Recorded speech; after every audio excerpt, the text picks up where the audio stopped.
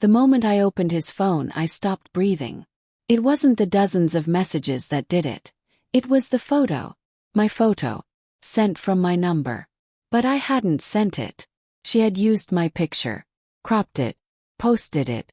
Captioned it. "Miss you already, baby." The replies came from him.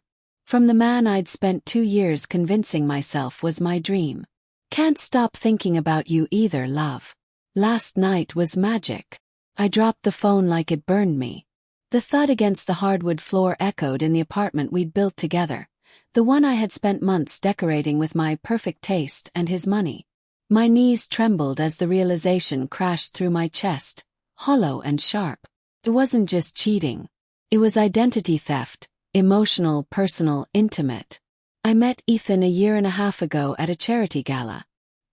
He was exactly my type. Tall, broad-shouldered, sharp jawline, and confident without being loud. I had a thing for tall men. Always did. I'd mock my friends when they dated anyone under 6 feet, half joking that short men only date tall women to feel important.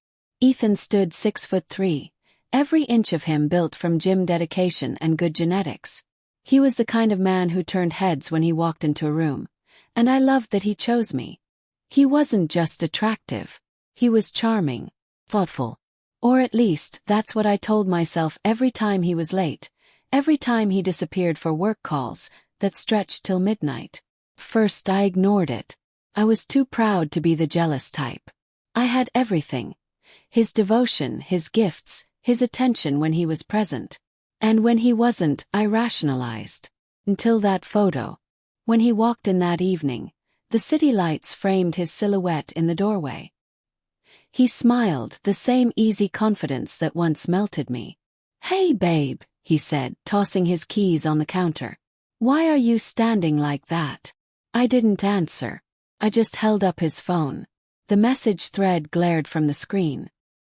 His face changed instantly, just a flicker like a mask slipping.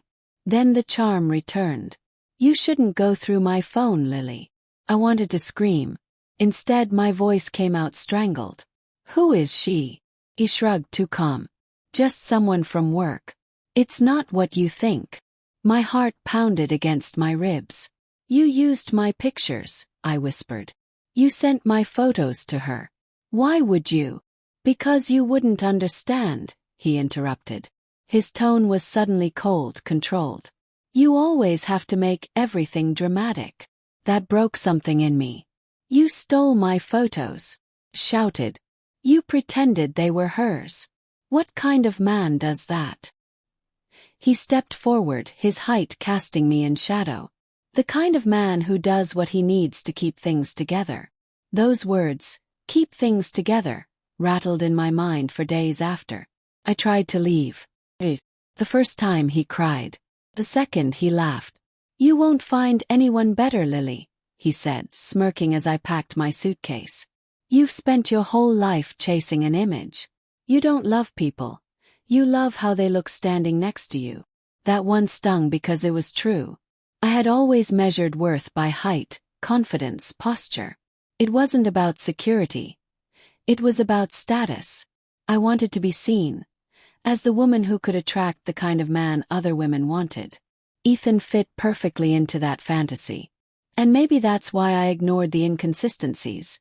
The sudden late nights, the unfamiliar perfume, the subtle way he'd pull away when I mentioned marriage. But now, my fantasy was bleeding out before me. A week later I met her. Her name was Claire. Sweet-faced.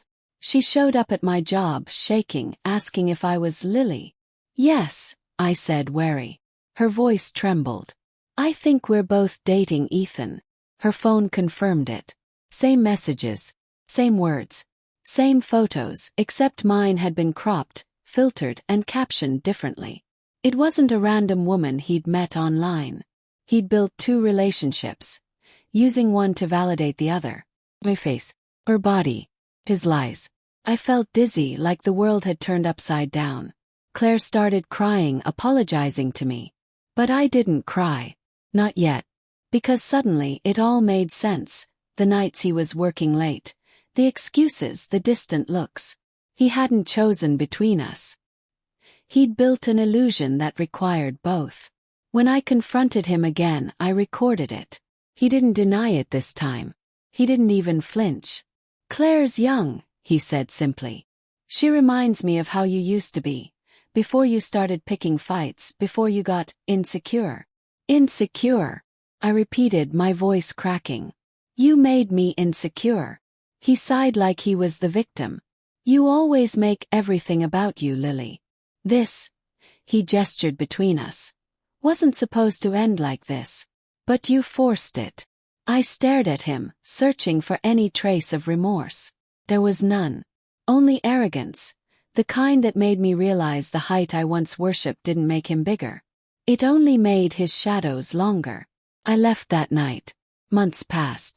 I blocked his number, moved to a new apartment, cut my hair short, symbolically, stupidly hoping it would make me feel like someone else.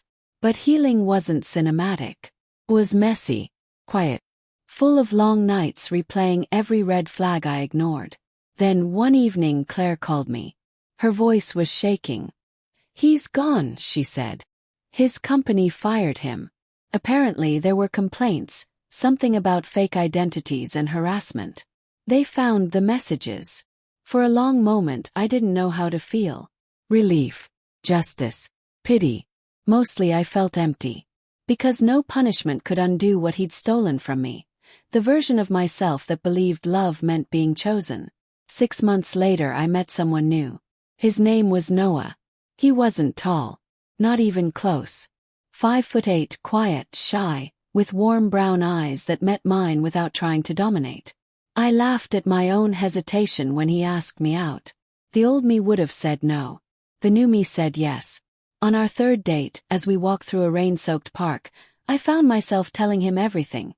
The betrayal, the shame, the way I had mocked people like him because I thought height equaled worth. He listened. Didn't interrupt. Didn't pity me. When I finished, he smiled softly and said, "Maybe it took the wrong man to help you see the right one." Something inside me shifted. For the first time, I realized the betrayal that nearly destroyed me had also freed me. From illusion, from ego, from the shallowness I mistook for confidence. Ethan had broken my trust. But in doing so, he also broke the false version of myself I'd been living as. And maybe, just maybe, that was the only part of him worth thanking.